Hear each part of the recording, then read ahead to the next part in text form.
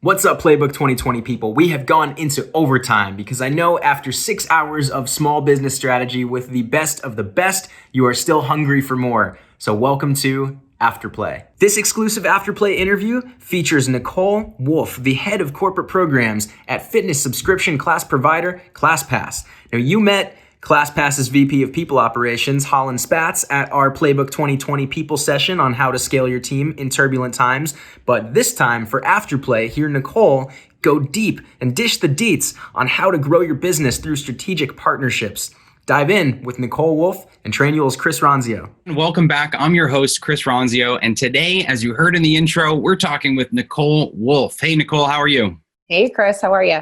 I'm great. So everyone listening, you've almost definitely heard of Classpass, but what you might not be aware of is that they actually have part of the business in which they're distributing the service as a corporate benefit. And so Nicole is the one that started this, the one that's responsible for this, and we're really going to dig in with her on two sides of this. First, if you're considering a corporate wellness benefit, we'll talk about that and whether it's a good idea for your company. And then second, if you're looking to get creative and build a new channel, a new revenue stream for your business, you will definitely get a lot out of this episode. So Nicole, let's dig in. Awesome.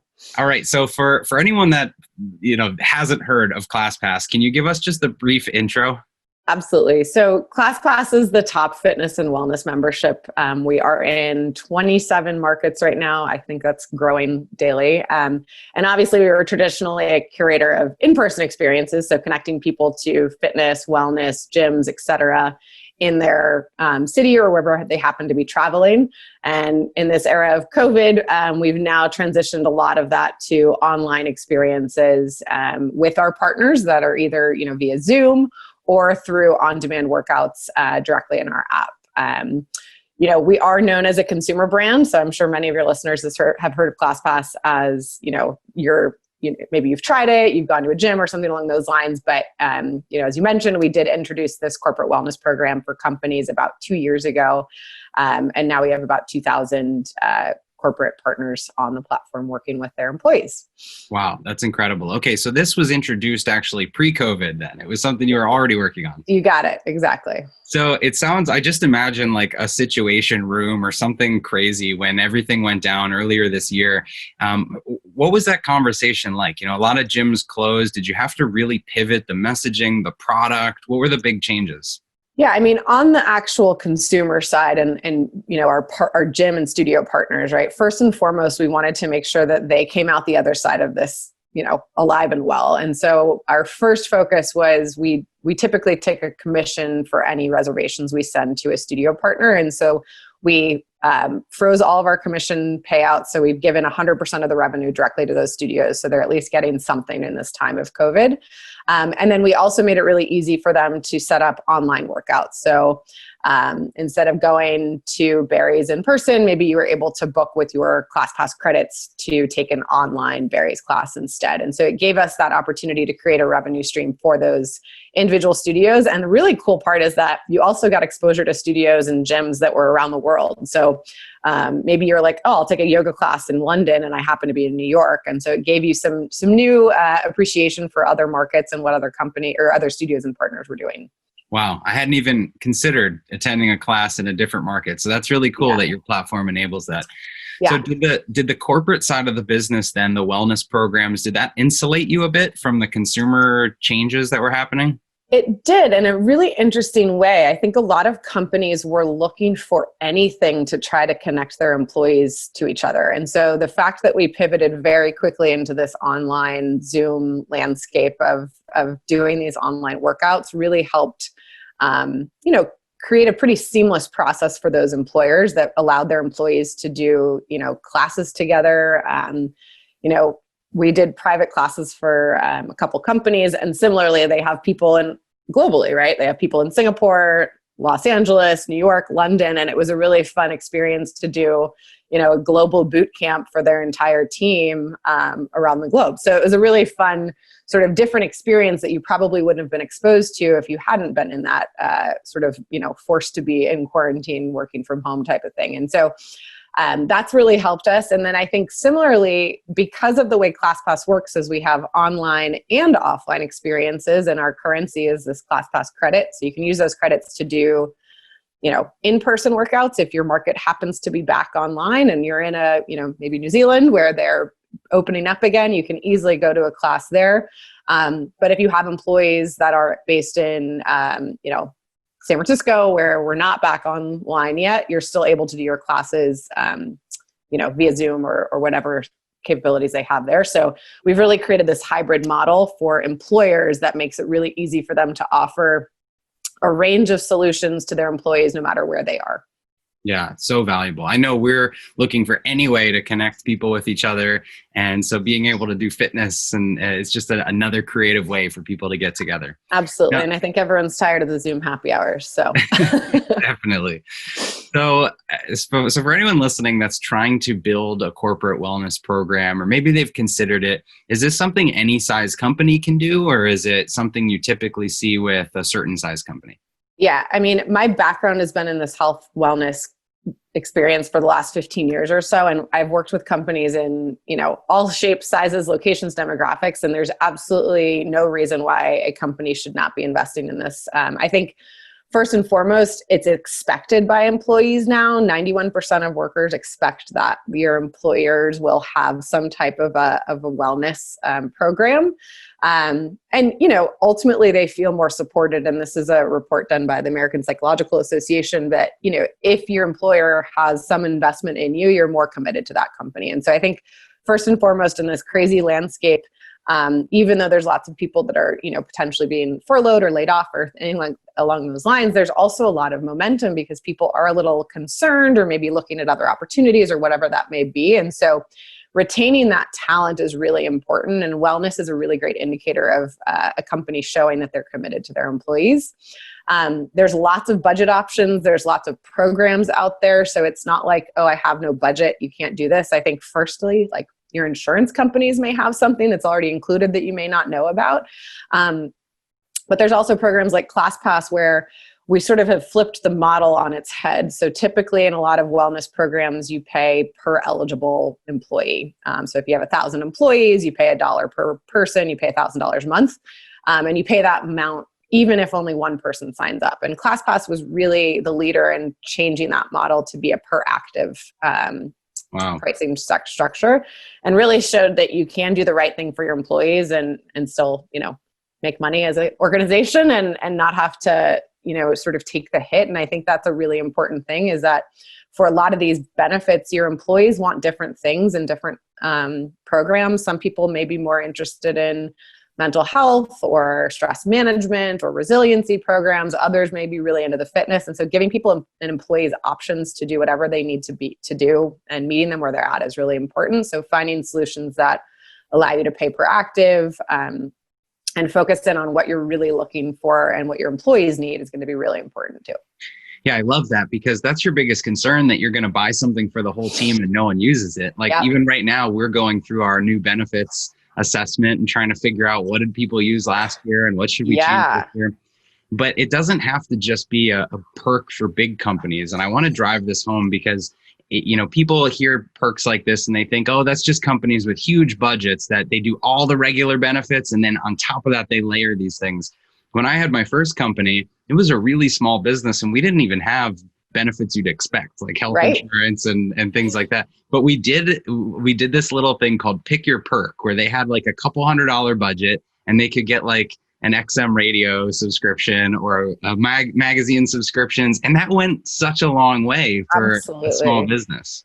Yeah, absolutely. And I think it actually sets you apart, especially when you're trying to compete against potentially like a Google or a Facebook, which sort of, to your point, it's like, oh, they have so many benefits and perks. Right. How do I do this as a small business? And I think it also really helps set the tone for your culture, right? If this is something you're building out in the very beginning, it can have a lot of impact on the talent you attract and what the look and feel of your company will look like over time.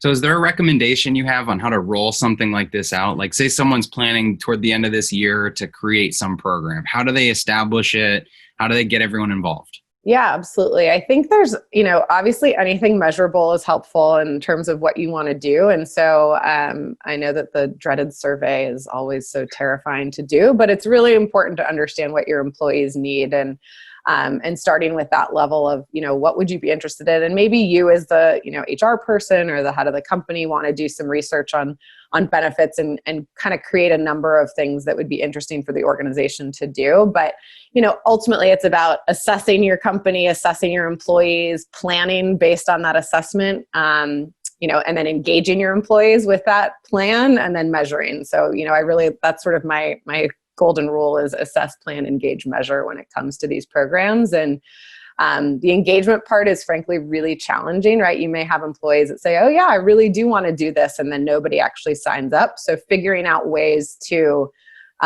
create little incentives or some competitions or some challenges and things like that will make this a little more fun, as opposed to it just feeling like, oh, it's another thing the company's rolling out, another email from HR that I have to look at. I was just going to ask, is there a contest or so what have you seen work well in the past? Like say somebody makes the leap and they set this up. How do you make sure that people stay engaged? Yeah, so I think there's some fun ways to do from an engagement perspective, even things like, okay, first 100 people that sign up get X, a free, vacation day or whatever it might be, right? Something along those lines. It's pretty easy and simple to do. Or there's like contest for, hey, whoever goes to the most classes in a week gets something. So I think there's little easy things you can do. One of the things that we've done at Classpass is because we have this Classpass currency called credits, we've actually worked with companies on incentive programs. So, go to class with your coworker and both of you get 10 extra credits. And so the company will sort of like fund an incentive program using these credits to try to increase engagement and get more excitement and drive from that. And so I think just figuring out these little perks and what behaviors are you trying to change or focus in on. And if it's just purely participation,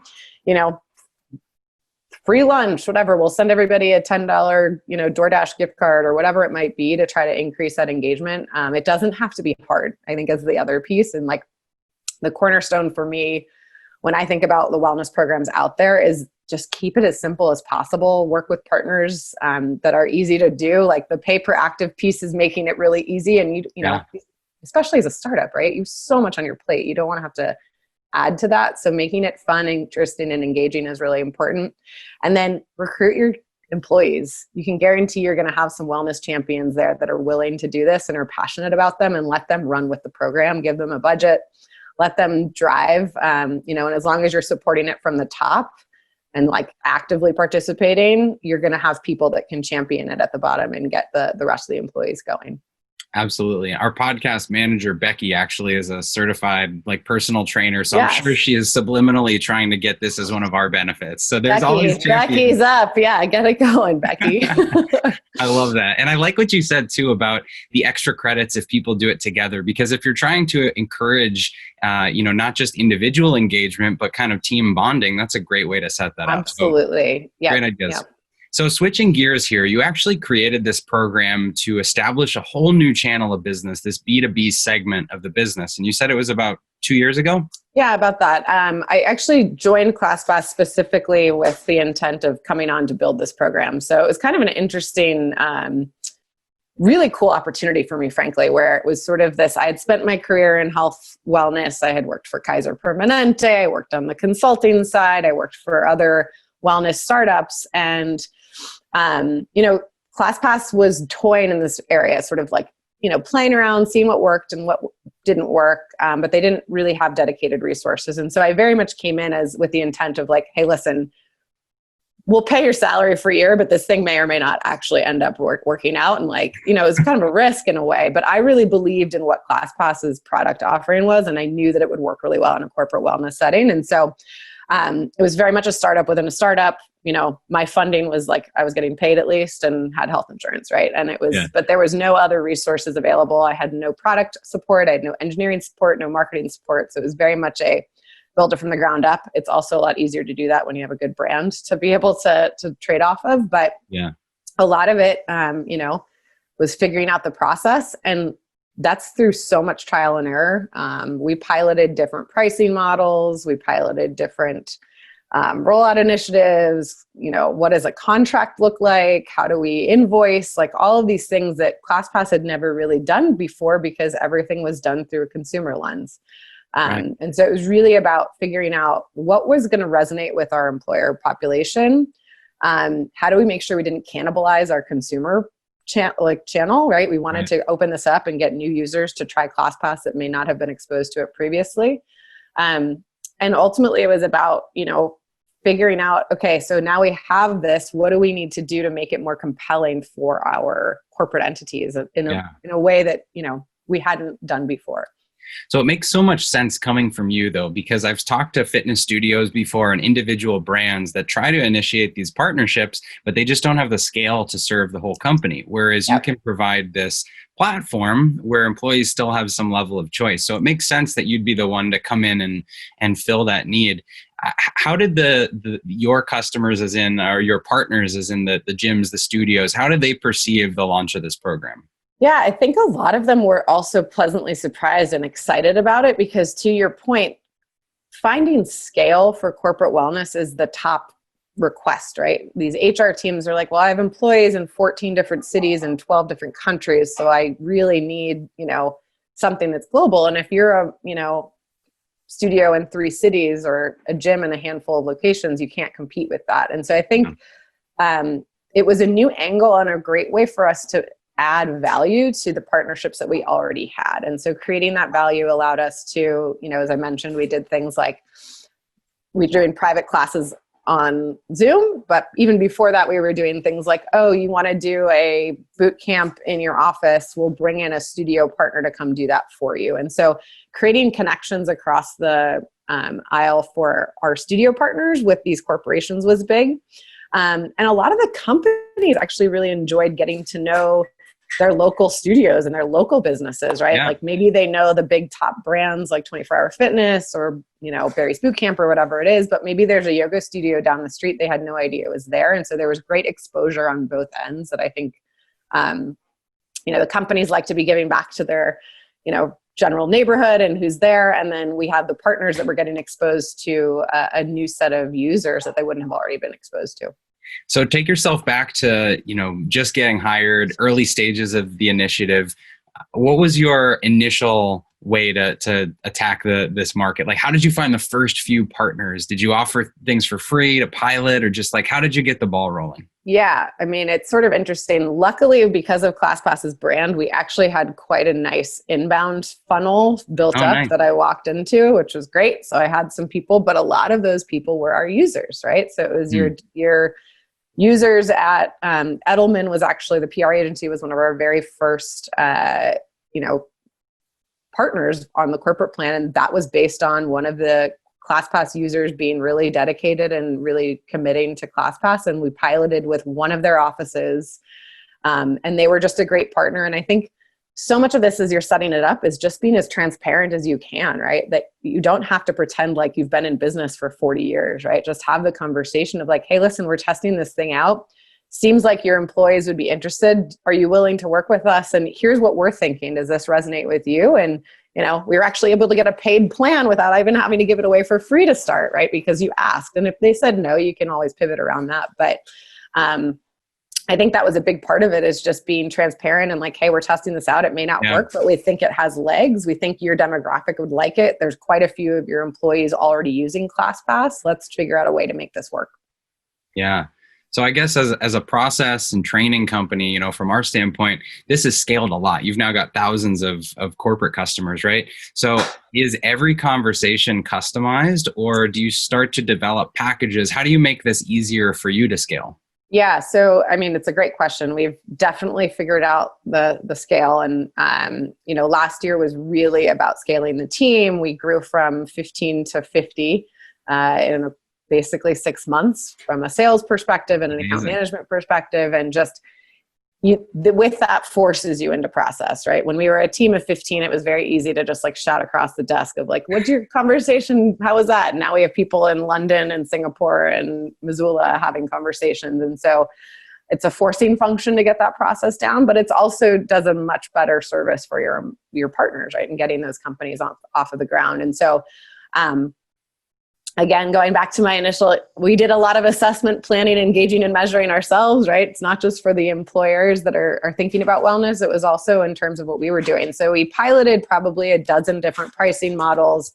credit packages, what does that look like? And then we just sort of measured the success of that, right? Which ones had the most engagement on the employee side, which customers were the happiest, how are they leveraging this? What were the launch plans like? How did they end up, communicating it to their employees? And so we had really good partners to learn from and that were willing to work with us. And again, I think a lot of that was based on just this mutual transparency early on. And they were rooting for us just as much as we were rooting for them. And so with that, we sort of made our judgment call that, like, yes, this pay per active thing is the right model, and we know we want to do that. And I think it's the right thing to do for the marketplace, and it's the right thing to do for people, right? It's like, we don't want to get you just paying for stuff people don't use. You're not going to use, right?